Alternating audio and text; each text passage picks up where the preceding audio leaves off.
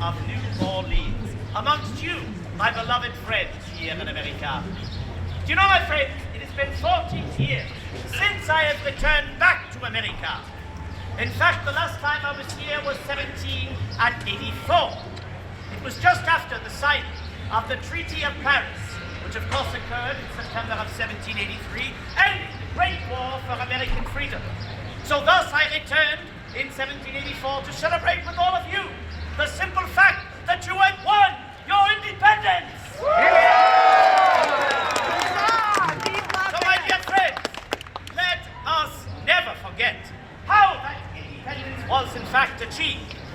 For all of those brave soldiers, sailors, and Marines alike, both men of color, both the Native Americans, both Frenchmen and Spanish, who fought and bled to achieve this great feat of American freedom, let us applaud them all!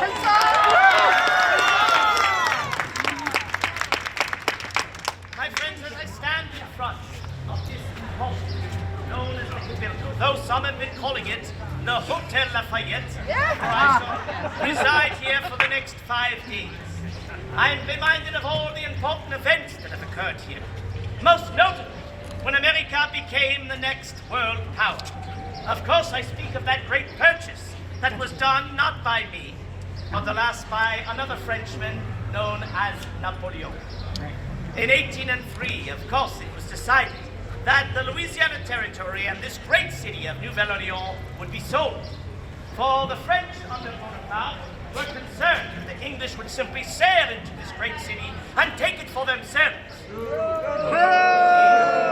Voice your opinions, my dear. But of course it was not to be. Bonaparte tried to negotiate with the Americans, first requesting $21 million, of which President Jefferson said that is not possible. We do not have the funds. It was dropped to 19, then to 17, and finally to $15 million, not only for Nouvelle-Orléans, but all of the Louisiana Territory. And Bonaparte agreed. He said, with this signature, I make the next world power. But, my friends, the interesting thing to note is that in the American treasury at that time, there was but $9 million. How on earth would they pay for the rest? Well, of course, they had to go to a bank to borrow the money. And they borrowed from an English bank. Decided to pay, even when France and England went back to war. So, my friends, that is a lesson from history.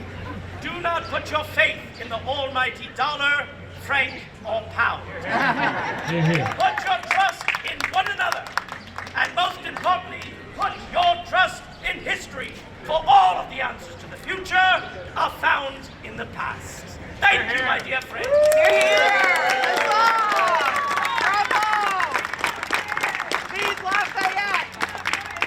General, in honor of your presence, we would like to raise a toast to you. Please hold up your glasses or just your hand. And to Lafayette,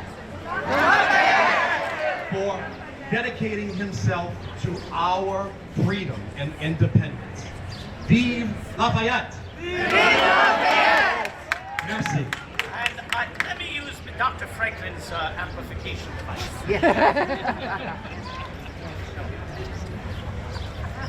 Now, with us here today is my dear friend, Armand Duplancher. Now, Armand and I, would you come forward, my friend? Oh, yeah. Like the lieutenant over there, who is a cavalry officer, Armand Duplancher, well done, my friend, was also a cavalry officer, and he served as my aide-de-camp for a time during the American Revolution. I served as a cavalry officer as well, so I must admit, amongst the three of us here today, I have the highest regard for cavalry officers. But it was meeting you again in Baton Rouge, in which I was inspired to continue my journey here to Louisiana a bit longer than I expected, and I am so glad that I have done such a thing.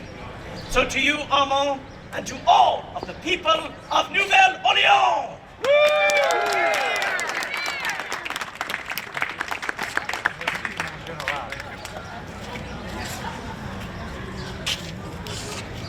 we go with him?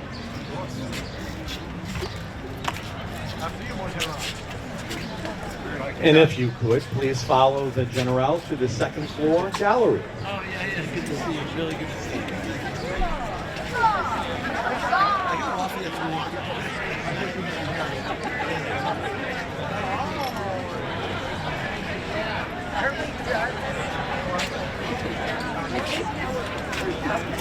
She did great. Okay, we're just gonna, are we done at I this? think you're done. I think Okay, I just didn't want to leave it, it's gonna, come